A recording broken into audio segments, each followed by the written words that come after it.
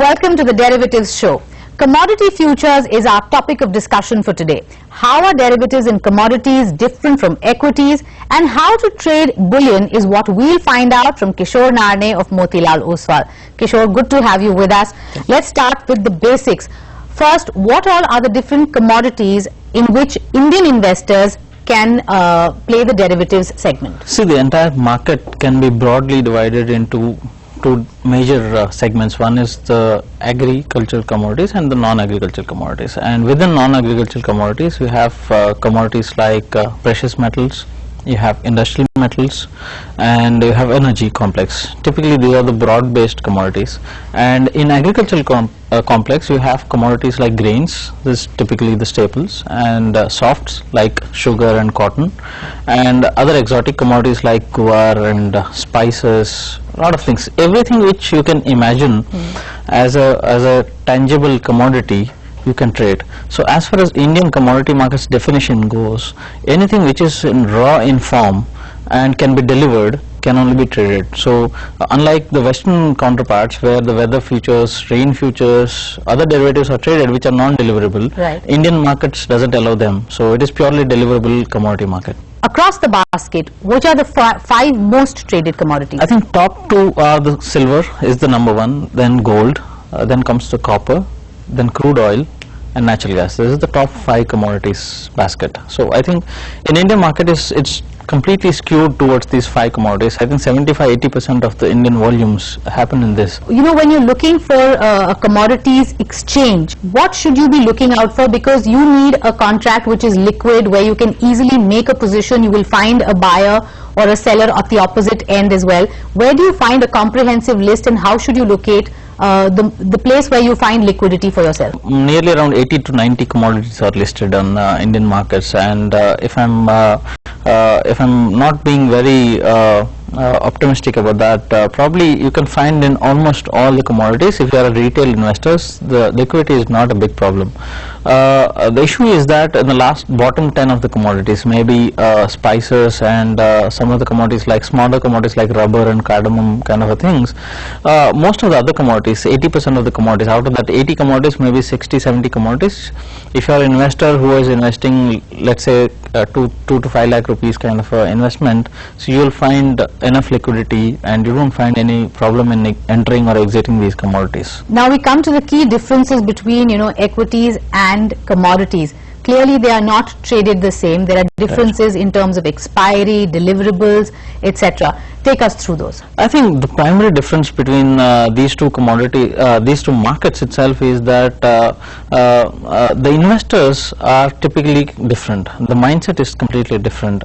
You find a lot of volumes in commodity markets coming from upcountry rather than metro cities. Metro cities typically contribute lesser volumes, and upcountry, a lot of people feel comfortable trading commodities than the equities. Actually, they feel that probably I understand China much better than I understand Infosys. For him, he looks at China, he goes to the mandi, he trades this every day in, day out, so he feels much more connected. So that's where the volumes in agriculture markets, or even for that matter, because he has that habit of trading commodities, he also trades in gold and silver, irrespective whether he does know something about them or not. But predominantly the difference is that you have very high amount of leverage in commodity markets, number one. Number two, most of the commodities have different expiry cycles and different months of trading. Let's say agricultural commodities are traded I think 9 months to 10 months out of 12 months.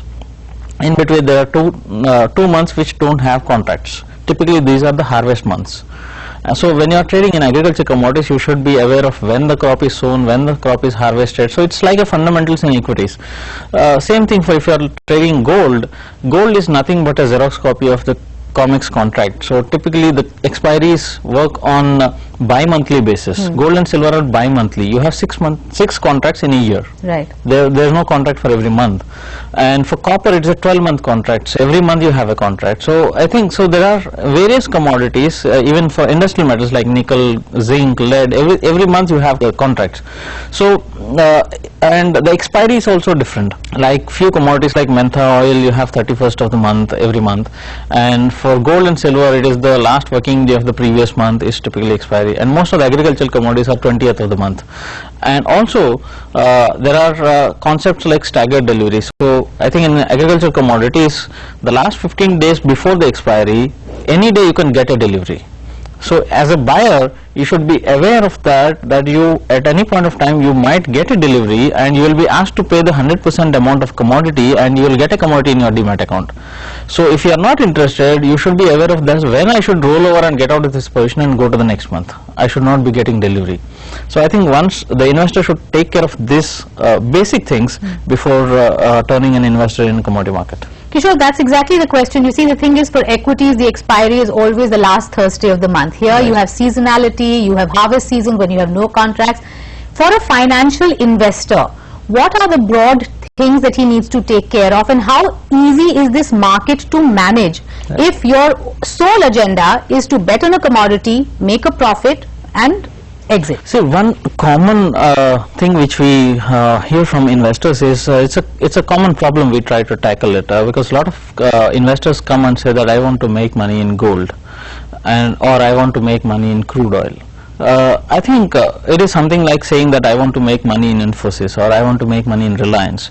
I think the investor should be looking at a whole market as a perspective. He comes to an equity market, he tries to say that, okay, I will invest X amount of money into consumer durables, I will invest X amount of money into telecom. There is a sector-wise differentiation, or he will say that, okay, I will invest in index 30 stocks, something like a portfolio or something like that.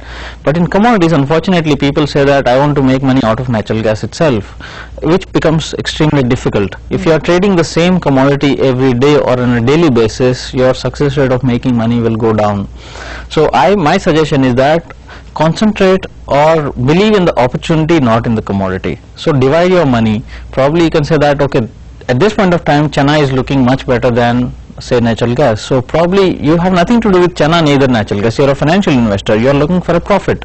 So where you have a more fundamentals in nature, that you can see that China price is going up because so and so reason is there. So you have an open interest built up, or you have various derivative data which is available. So the opportunity is more important than the commodity. Okay. And spreading your money into various commodities is extremely essential here, and keeping your leverage in control, because commodity markets tend to provide you that leverage, extra leverage. Okay. So a lot of times it acts as a double-edged sword, and you get against you as well. And a lot of times people look at the positive side of the leverage and they forget about the negative side, and they end up in making a huge loss and complain that commodity markets are bad. Kishore, we're going to take a short break here. When we come back, how do you make leverage in commodity markets work to your advantage? What are the other levies, the taxes that you are liable to if you want to trade commodities? Stay with us on the Derivatives Show to find out more.